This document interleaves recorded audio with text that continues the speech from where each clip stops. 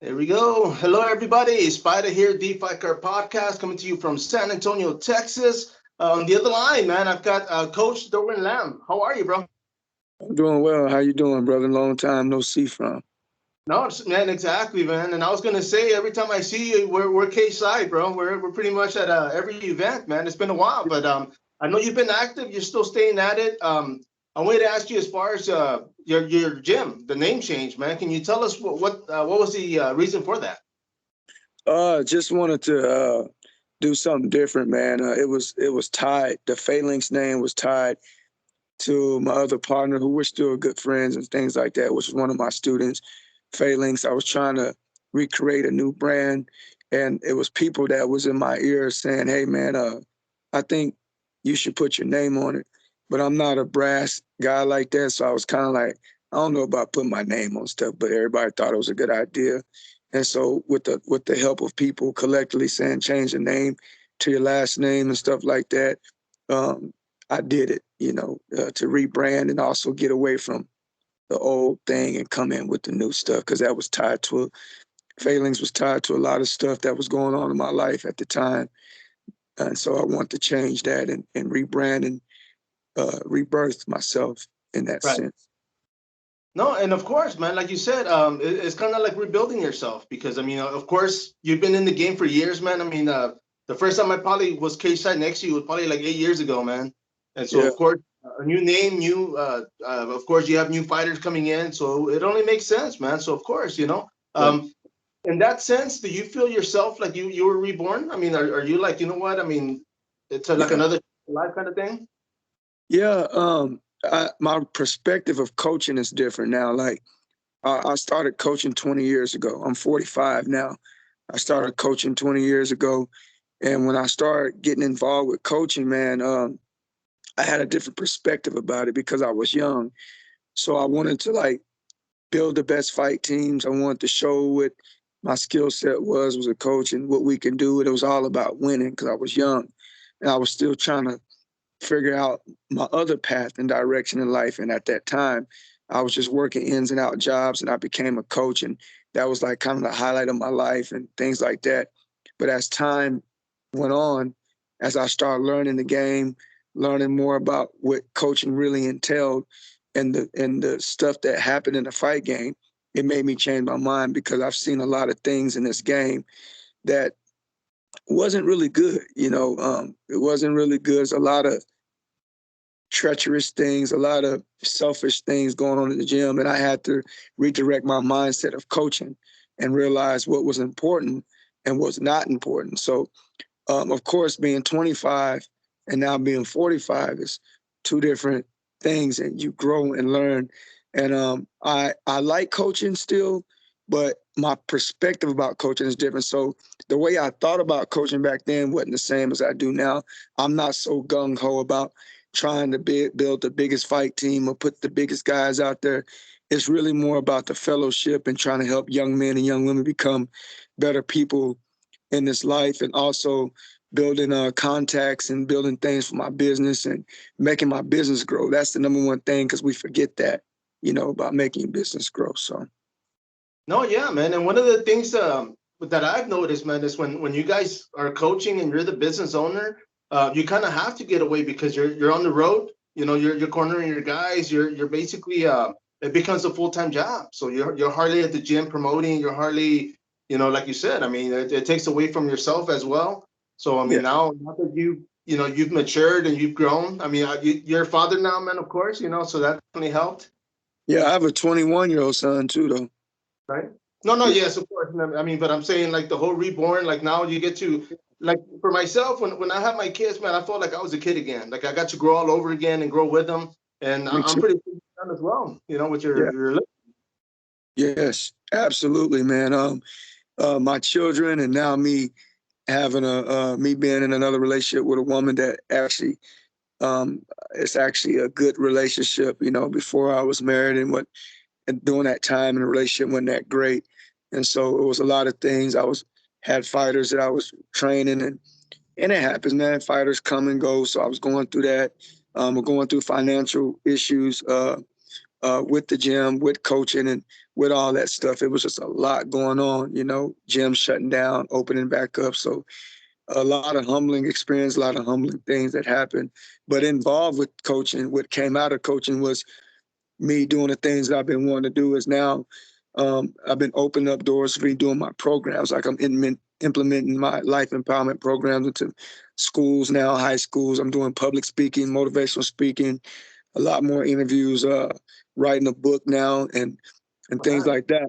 And now I got these new group of fighters that I'm working with. And also, a big thing was now me. I was always at the gym, but it was just me. It was hard trying to run a business. I really didn't know much about business. So I'm trying to run a gym, not knowing much about business, but was doing it myself. But now this time around, I got a great business partner. I got other coaches that are now helping me in the gym. One that used to train with me was in the UFC, James Vick, is now coaching at my gym, MMA. A couple of guys that I brought up through the years is now helping me coach. So it's taking a lot more. And then we got people at the front door working the desk, working the calls, working the marketing, the stuff that I never had before. That changes things. And Yeah. now I'm only teaching 2 days a week at my gym, only twice a week. And that gives me time to do my other stuff and all other things that I've been wanting to do or been led to do, stuff like that. So.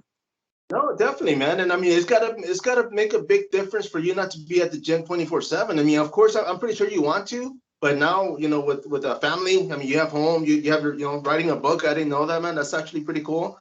And Yeah. so but I mean, what else are you doing with your free time, man? Um, Really, that's it, man. You know, I have a 4-year-old daughter, so that also changes the narrative of a lot of story because, I raised 2 boys. My stepson now is 27 from my prior marriage, and then my boy is 21.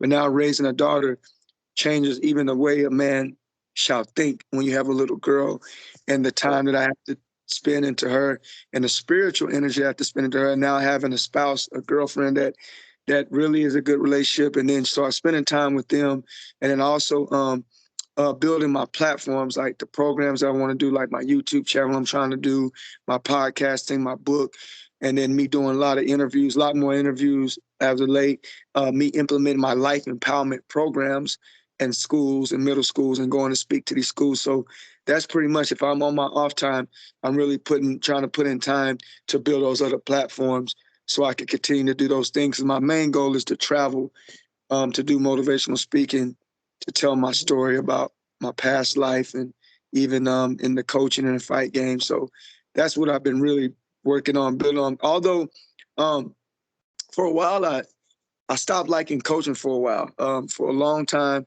I didn't really want nothing to do with coaching fighters and stuff like that. Although I continue to do so, I think my gym shutting down was the biggest thing that ever happened to me because it allowed me to really sit down and wonder what I really want to do. Did I really want to continue coaching? Did I really want to do this? So after sitting down, I had lost focus on about coaching and about running my gym because I was just so beat down about the game, about life, and I just lost my focus. So when I sat down, I had that time for a couple of months to think about what I want to do. It made me realize what was important, what was not important, and what I really want to do. And I decided I still want to coach, but it wasn't going to be like important. No, I see a lot of new coaches coming in the game. Some guys that I've actually coached are now coaches, guys that I've actually trained. Some coaches I've actually coached, some fighters I've actually coached are now coaching. Coaches that I've brought in the game as far as MMA and boxing, I see how they look at coaching and I see the perspective that they have. And I used to have that same perspective that they have, but because I've been around a long time, I've changed.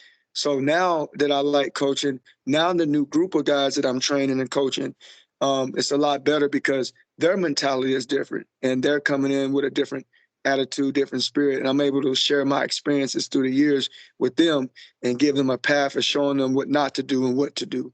So that's how it's been going with me lately. No, no, definitely, man. And let me ask you, when it comes to public speaking, because I know I've seen your videos. I am on your YouTube channel, and did it become like a second nature, like when you were out there talking to the kids or talking to groups?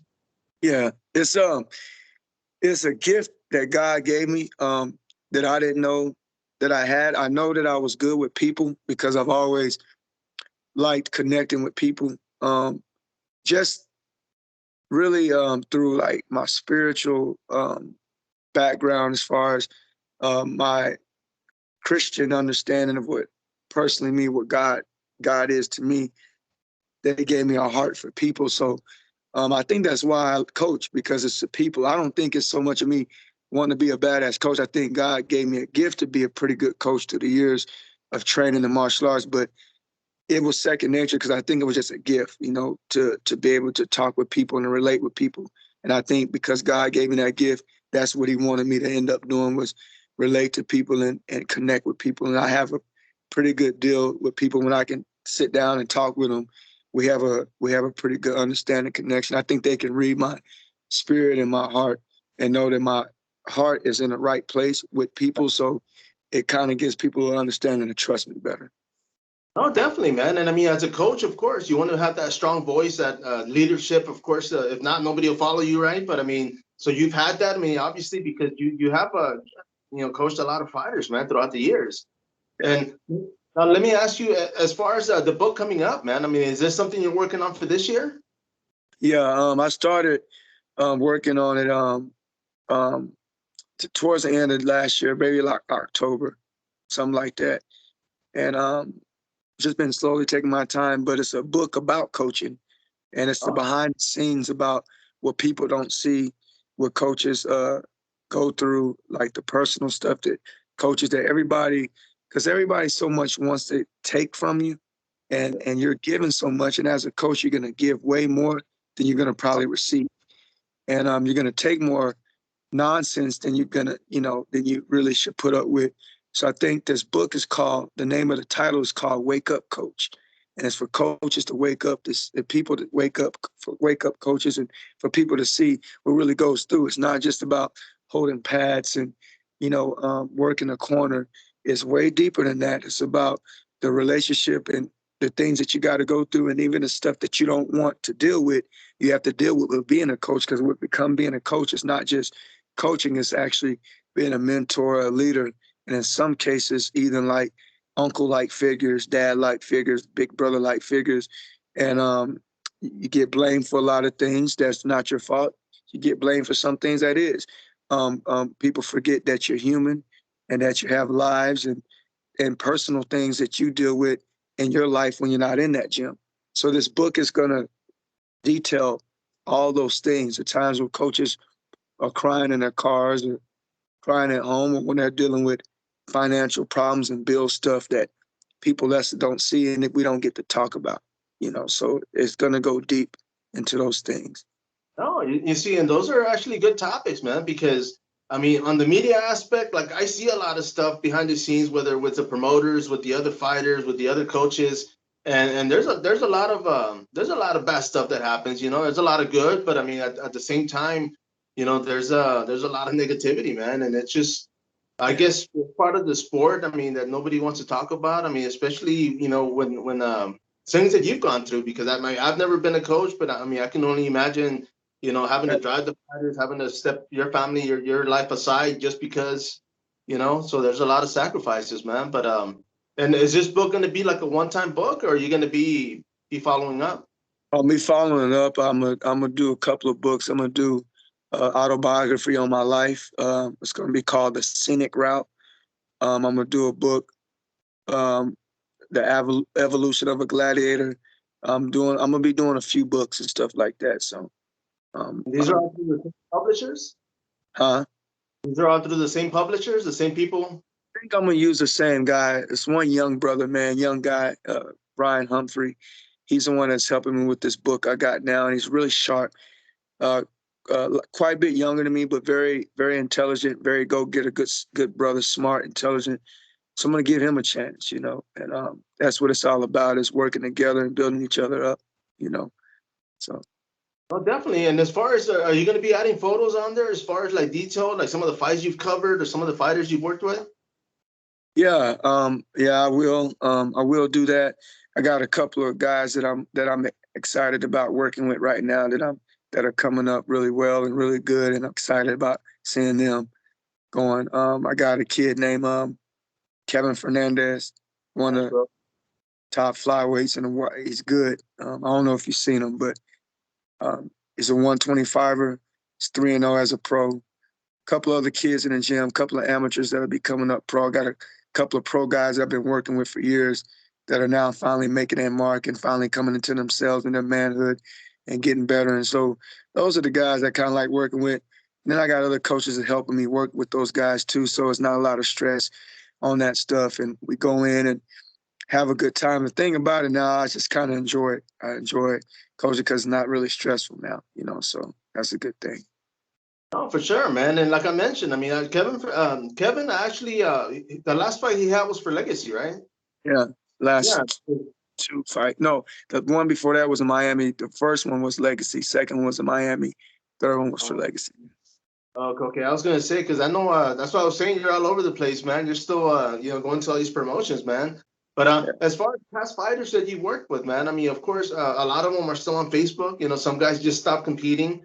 It's not for everybody, but you can understand, I guess, family. I mean, of course, they have kids, so they stop having they have to go to work and provide. So it's just, it doesn't work out for a lot of people, man. But I mean, what's one of the things you would tell somebody who's looking forward to competing, to fighting?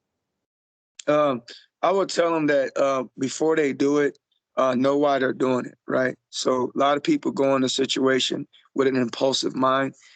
Make sure that you lead with your heart, right? Not with your mind. So if there's some guys that want to do it just because it's something on their bucket list, and so then your approach your training different. Some of these people got real life jobs and real life careers and just like the fighting aspect. Some people just want to overcome their fears of fighting because they've never been in a fight. So they want to try that. Some people just want to see if they can do it. And then some people actually want to be careers and some people want to be world champions. So I always say that just know what you want to do with it before you go into it, because other than that, you'll fool yourself and trick yourself into other things and another thought pattern. So just know why you want to do it before you start doing it, and you'll be able to approach it in whatever category that you choose. You'll be able to approach it in that manner. But while you're doing it, make sure you're training because it is dangerous. So make sure, if whatever reason you're doing it for, make sure that you put in some of the work so that where you're safe and it's healthy for you, not getting hurt too bad and those kind of things. No, I mean, definitely, man, because even like when the fighter towards the end, I mean, a lot of fighters don't know when to stop, and whether they're on the losing streak or they're not in there mentally like 100%. I mean, for somebody like that, man, I mean, what would you say would be the best scenario for somebody to stop competing? I mean, is it injuries? I mean, what is it? And you said what now? No, like for somebody what's the smartest way for somebody to stop competing? Like if they're at the end of the rope, I mean, what would you tell them? Like, you know what, just Well, they gotta be real with themselves, man. I'll tell you, be real with yourself, be logical. Like, because some people think that in their mind, something in their brain's telling them that they still need to compete and want to compete. And I just believe that people got to become one with themselves and be real with themselves and say, if this is not working out, if it's not working out, if it's not something that is going to benefit you and it's going to hurt you in the long run, I say stop doing it. There's no reason to continue to do those things if it's going to hurt you. I know a few like that, and I know a few people that should probably not be fighting, but continue to do so. So that's something that they'll have to learn on, obviously, the hard way on themselves and on their own. Oh, definitely, man. I mean, one of the fighters I wanted to bring up, man, it's actually happening with the Eagle Fighting Championship. Of course, it's going to be Kevin Lee, and he's fighting Diego Sanchez. Now, Diego Sanchez, of course, he was all over the news. I mean, having to deal with his coach, the guy being sporadic, and a lot of people thinking, he should stop fighting because he's taking a lot of damage, man. I mean, for somebody like that, I mean, what would you say? Yeah, I think so. I think that he's made a legacy in his name. You know, um, Maybe start coaching and start giving back to the other people because you have a name. But um, most of us, a lot of people in this country already deal with mental health issues and mental health problems, and fighting is not a sport that helps with that. Um, getting involved with that, and that does create long-term damage. May not seem like you may not seem like it's affecting you now, but the damage accumulates over the years and starts developing these problems here And I think that it's just important that if you got family, spouse, kids, or anybody that loves you, for you to stop, stop doing that. I would suggest, in his case, I don't think he should be fighting much longer. Oh, definitely, man. I'm gonna be watching this fight coming up. I mean, of course, it's gonna be in Miami, Florida, man. I want to see just to see what happens, as far as whether or not he'll retire. If he does take a beating, which I think he will, man. I don't know, we'll see. But if he does, maybe he'll retire after that fight. But we'll see, man. But Yeah. I mean, let me ask you, man. As far as I mean, you're saying you're only teaching twice a week now. As far as with your fighters, is there anything coming up? Do you have any promotions? Um, yeah, I got a couple of guys. I got one of my amateur fighters and then one of my pro fighters, Andrew Striblin and Joel Guzman are fighting in Louisiana for the WFC promotion. That March, I got a kid, Joshua Neely, fighting in Oklahoma the same day. So I have another coach going with him. And then I got XKO May 7th at the Arlington, Texas Live, and I have Kevin Fernandez fighting May 6th in Legacy and down in Belton. Oh, Belton, nice. yeah, so that's what we got so far, man. And then, I don't know if you know that I also throw like exhibition fights. I got Tuesday night fights, stuff like that going on. It's pretty awesome. So I've been busy doing that as well. No, and I was going to ask you about that because a lot of those, I mean, whether they're called exhibitions, but pretty much a smoker, right? I mean, invite other gyms to come in and get an experience, basically. Yeah. At my gym, I throw the smokers, kickboxing smokers. And then at the bar, the yard, a local bar in Fort Worth, we do the Tuesday night fights. So basically, I give everybody the experience of like a real fight. We do interest music. We do all that. I mean, we wear 16-ounce gloves. They have the favorite waiver. They can't be pro fighters. They can't be registered with USA Boxing, so we can cover the rules well. But I give them the experience like a real fight. We have a DJ. We have a show. We have intermission. We have, it's really live, man. And we do like a show. We do live stream. We do it out, we do it in Fort Worth and then we do it in Dallas at Club Vivo. And so basically it's a platform, another platform to bring people together. And also for people that might want to fight. I have guys that fought for my Tuesday night fights when we started over a year and a half ago that are now sanctioned amateur boxers or sanctioned amateur MMA fighters. So it's just give people that experience and it makes people feel good and it brings people together. So that's kind of why I do it. Oh, you see, and that's one of those things that'd be perfect for somebody who has a bucket list and say they just want to see how it feels, or even like the fear of getting hit. You go in there and get hit, right?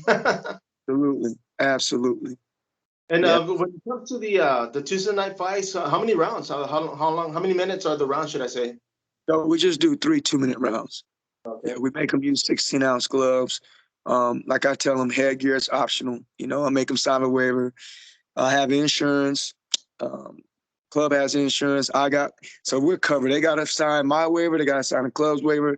I have insurance on me at the gym. Myself, I have insurance. The club have insurance. So we never really had no injuries, man. I do a lot of the refereeing, and one of my other buddies who used to be a boxer do the refereeing. So we just do it like that. No, you see, and that's actually good because you have experience. So of course, if you see somebody getting banged up, you go ahead and jump in and stop it, right? Absolutely. We barely have any, we don't have no injuries. Everybody walk out and go home to whoever they need to go home and get back to what they need to do the next morning. Oh, no, for sure, man. Hey, man, I know you have a busy day, bro. I know I caught you in between maybe your meal time, but I wanted to get you on here and get a few questions, man. Oh, I'm But glad you did, man. I'm with it, man. I've always thought you was a cool dude and always been solid. I'm down to do this, whatever you want every week. I guess you're saying we can do that, man. It'd be awesome. no, for sure, man, and I appreciate that truly, man. I'm gonna let you go, man, but I want to say, as far as anything else that comes up throughout the week, we'll definitely post it and plug it in for the next one, man. But is there anything you want to add, bro, before we finish this up? Oh man, just want to say that in a world full of negativity, man, I want anybody out there that are struggling with that to focus on the things that you can control. The things you can't control will stress you out. Focus on love, focus on friendship, fellowship, and family, and stay away from negativity. Um, enter yourself with productive conversations and stay away from counterproductive conversations, and that'll leave stress away from you. With everything going on in the world, it's so easy to be caught up worldly. And my advice to people is to think more deeply spiritually and not think so much worldly. And I think life is short, so we don't have time, or we shouldn't have time to be focusing on things that are impulsive and not productive. So I just want to say to everybody out there to think positive, show your gratitude and grace about life, and treat people well, man, and do things with a pure heart and a good heart. And I think everything else will take care of itself. Yeah, that's well said, man. I definitely can appreciate that, and I do thank you. Once again, Coach Durwyn Lamb. Till next week, man. All right. Thank Thank you. Bless you, brother. everybody else. This is DeFi Card Podcast. Till next time, follow up. All right. Have a good day. Have a good one, boss.